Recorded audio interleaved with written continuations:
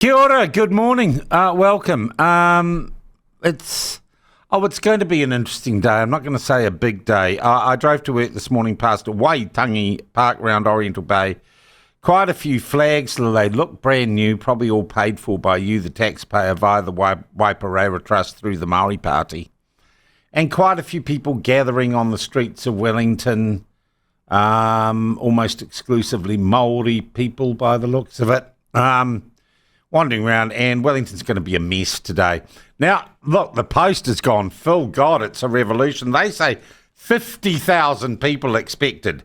Hīkoi crowd of 50,000 expected to flood the city in Parliament grounds today, according to the Post newspaper. Police say there could be 30,000.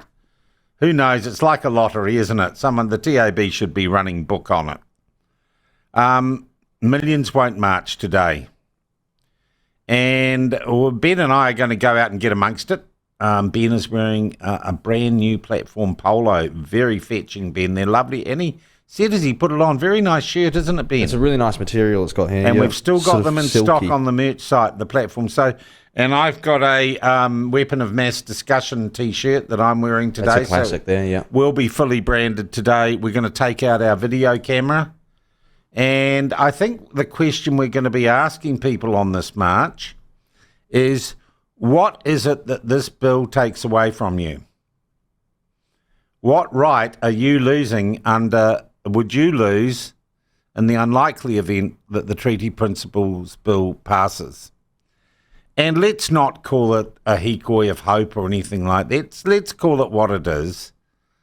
It's a political protest march organised by the Māori Party, which is run by the Waipareira Trust charity, which shouldn't be a charity, which is allowed to be a charity by the Labour government, and it's got the support of unions and everyone on the left. It's fundamentally just an anti-government march, though I don't think the Prime Minister, Chris Luxon, realises that yet, because he's a bit naive.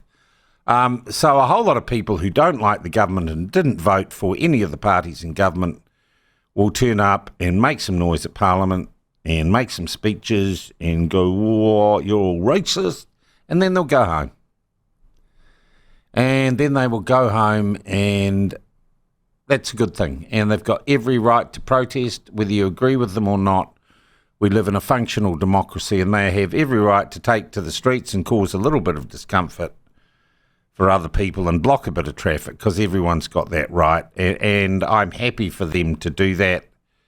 But let's not pretend it's the beginning of a revolution or it actually signifies anything other than a bunch of people who didn't get the government they wanted at the last election and are going to have a bit of a whinge about it. Could I ask people in Wellington on both sides of this, or all sides of this, just to stay cool for the day?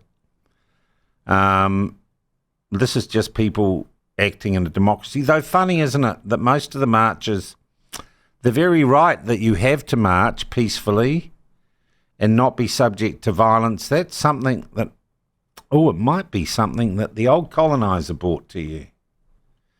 Pretty sure dissent wasn't a thing back in your great-great-great-great-great-great-great-great-grandparents' day that was allowed too much in Māori society. So no need to say thank you, just kind of reminding people that the right to peaceful protest, the idea of democracy itself, something those terrible colonisers brought to our shores. I also just want to mention that I saw yesterday, and you may have seen online, some video from the Wairarapa of a man holding a flag, supposedly gets ripped off him or does get ripped off and broken. I don't think we know the full context of that, and I think John Ansell was involved in that, and it turned up on Counterspin Media, and they're nasty racists.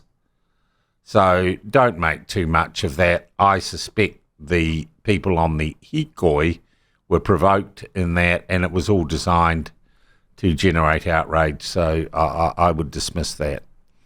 And if you are marching today and you come across Ben and I and we ask you, please be ready to answer, what right are you losing? Would you lose by the Treaty Principles Bill that basically says three things? The government has a right to govern. we should honour the deals made in the treaty with Papua and Iwi, and everyone's equal. What are you losing?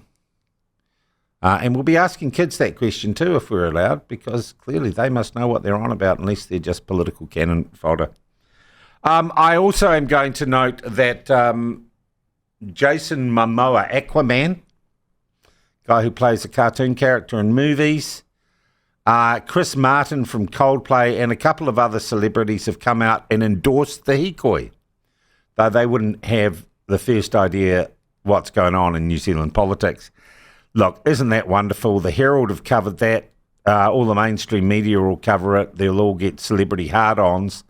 But isn't the American election an indication of just what an accurate precursor to public opinion celebrity opinions are? Eh?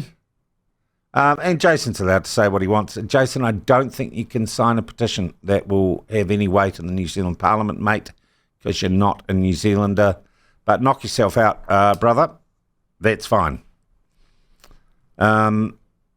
Yeah, celebrity, no. And Chris Martin, this guy from Coldplay, Ben, is he like a really smart guy or something? I don't really know much about Coldplay. No, he's always talked absolute rubbish, and everyone knows that. Oh, okay. Nobody's paid the first bit of attention to All what right. Chris Martin's had What to a say. gross disappointment that is.